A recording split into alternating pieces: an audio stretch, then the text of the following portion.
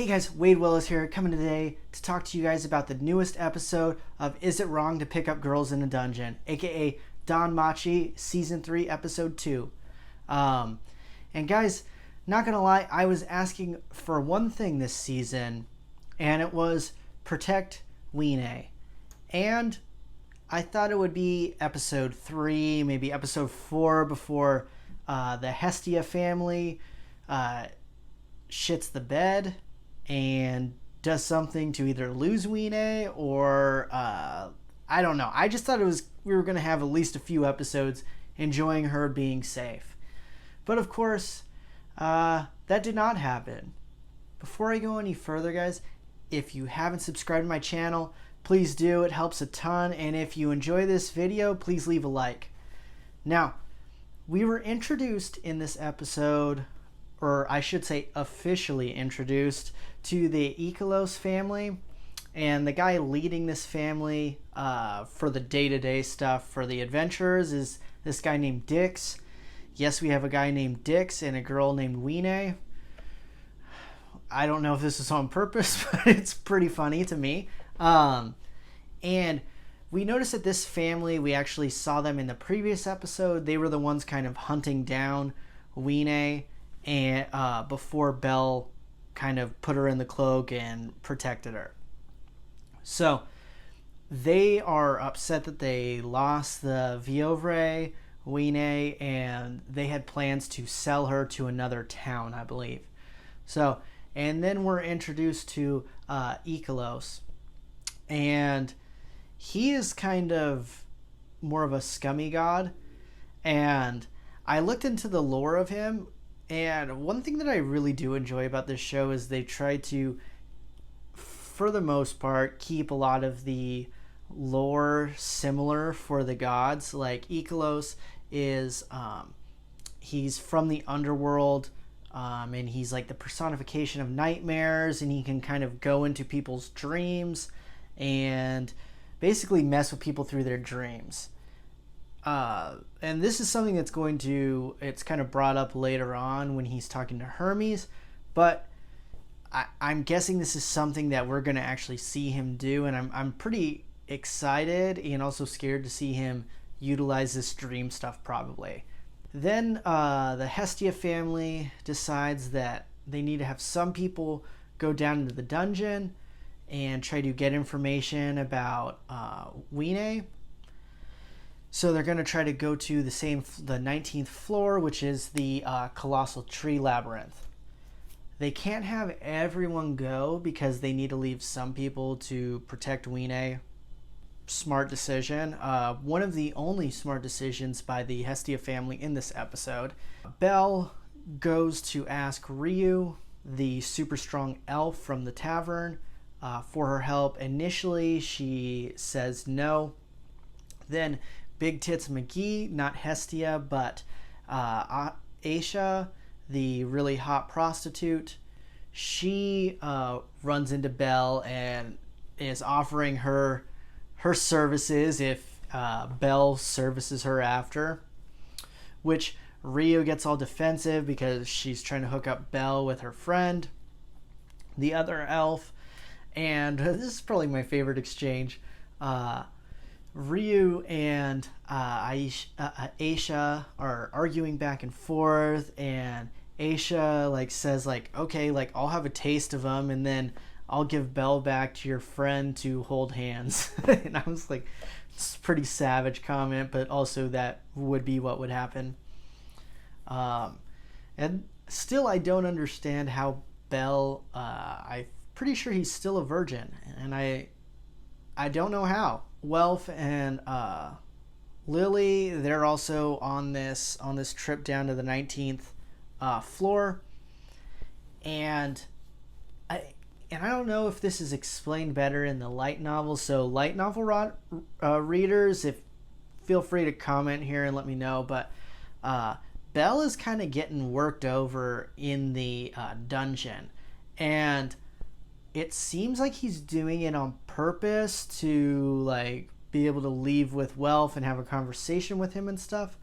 But I don't know if it's explained better in the light novel, but that was something I'm like, is something else going on. If there's a spoiler for later on and we find out he has a disease or something, don't comment. But that seemed like one of those situations where they might have explained it a lot better in the light novel, because I was kind of confused of why he was sucking, and I thought maybe he's doing it on purpose to try to separate himself from the two baddies. So he goes with Welf down into the labyrinth, and they're kind of looking around. They don't find anything, but then they cross paths with this girl in a cloak, and she says, like, you smell of my kindred, and they're really thrown off. They're like, what the heck? Is she talking about Weene? Like, what the hell does this lady mean? And she kind of is telling them, like, at first she thinks they stole her, but then she realizes, no, I just smell her. I don't smell blood or anything, like you were, like, imprisoning her or, like, anything bad. And she mentions, like, oh, you must be the one that Fells has spoke of. To my knowledge, we don't know who the hell Fells is, but I believe we've probably seen Fells, because this episode seemed like one where people who were maybe introduced in the last episode, like people in cloaks, we kind of see them later on and stuff. So maybe Fells is someone we've already seen, maybe not. She also tells them, like, oh, I plan on, like, I want to live outside, like, I'm sick of living in this place.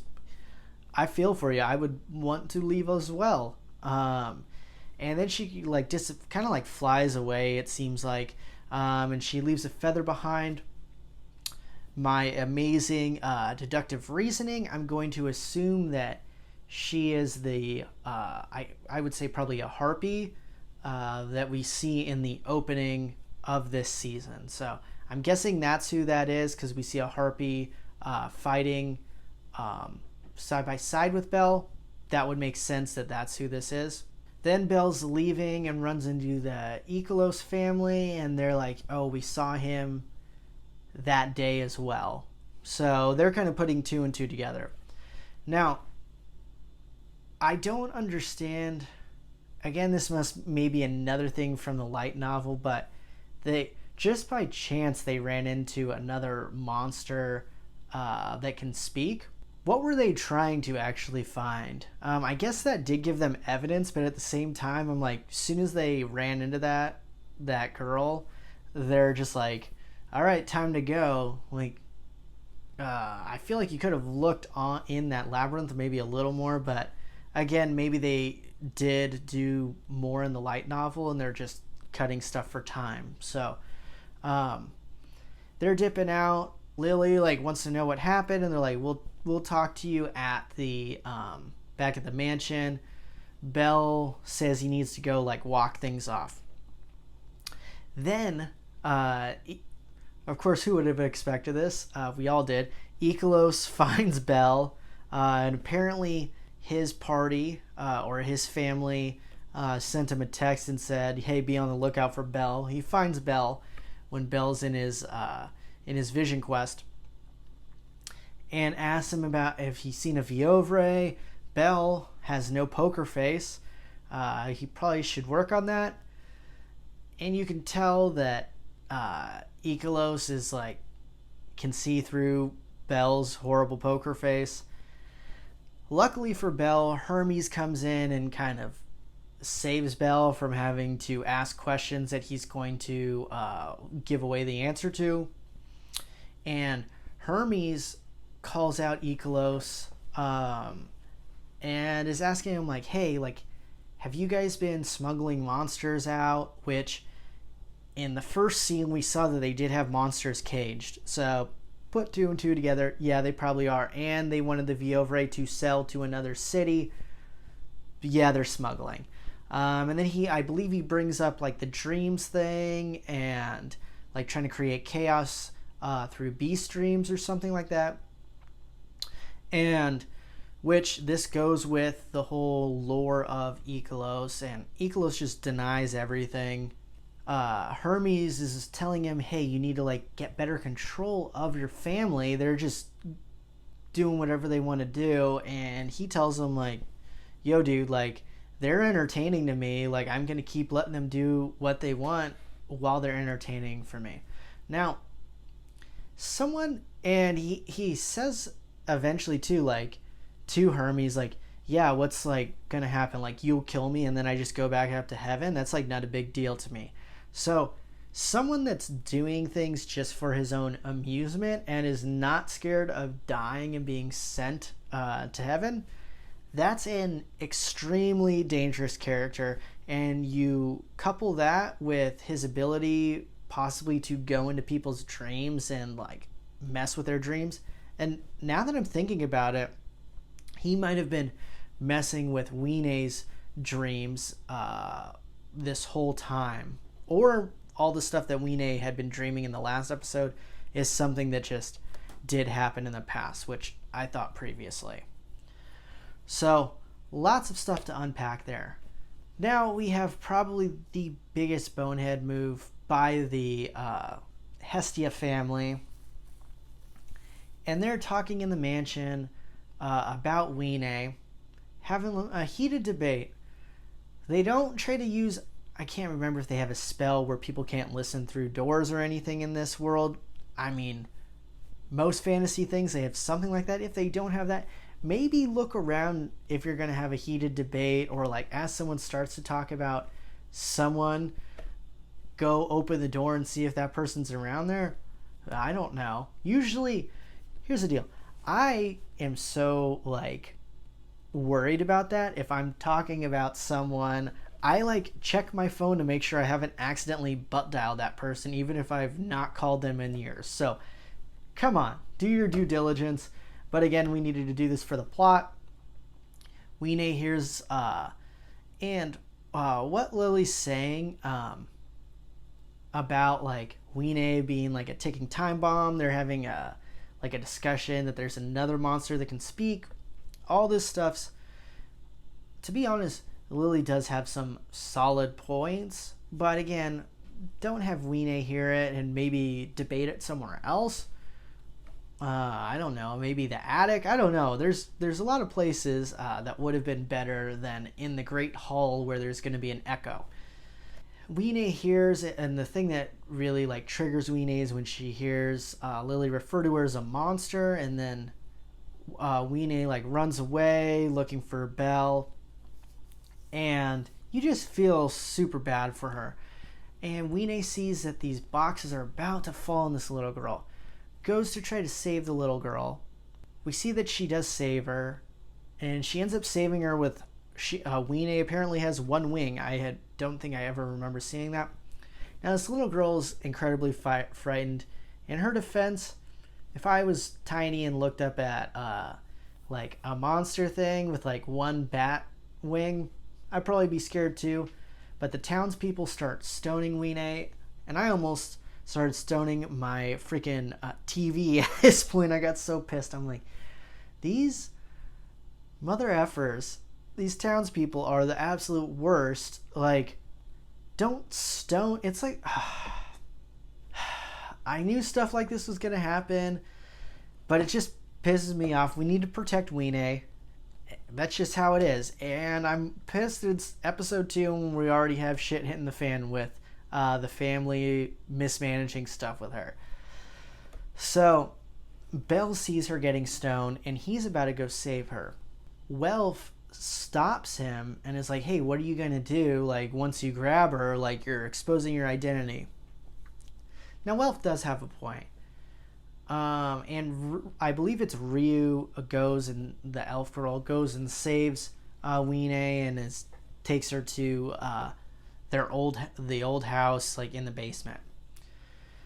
And I'm like, did Welf know that she was gonna save him, or is Welf just being a doucher? Cause what, are you just gonna let them stone her to death? Like, what are you gonna do there? I agree that Belle kind of goes in and just like pisses in the wind and doesn't think, but come on, man, like, you gotta feel for Wine. Like, it's not right. I get even pissed with Belle after this. Wine's like crying in Belle's lap, and she asks him, like, Belle, is it bad for me to be with you? And Belle doesn't answer. Dude, just lie. The girl's crying. She was like saved someone, then was being stoned by townspeople, and you're just like can't answer. This is why he's a virgin still. Like, come on, man, answer. I just feel bad for Weenie in this episode. This is not a good episode for her. They end the episode with this dude in a cloak, and he has like an owl, and he's talking about how, oh, I thought we would maybe, essentially that they would be able to take back Weenie, and brings up the name Ouranos, and I'm assuming Ouranos, I didn't think they said the name, but I'm assuming he's like that guy almost on a throne in the first episode we saw him. I think that's who it is, because that guy kind of looked like a god. And fun fact about Ouranos, because I did look it up, and Ouranos is a god from Greek mythology, and he is married to his mom in Greek mythology. Thought you guys might find that interesting. But overall, it was a good episode. This is one of those, like, once the season's over, I'm probably gonna read this arc over in the light novel, and I feel like there were some things I felt like probably would be better in the light novel, because it seemed like there were a lot of like random coincidences, and just like how quickly people reacted in situations didn't necessarily make sense. But yeah, it was a good episode. I'm really splitting hairs here, and I am upset because everything went so poorly for Weenie. But what did you guys think about the episode? Are you excited for the next one? Are you frightened for how this season is going to go for Weenie like I am? But yeah, guys, I'd love to know what you guys think.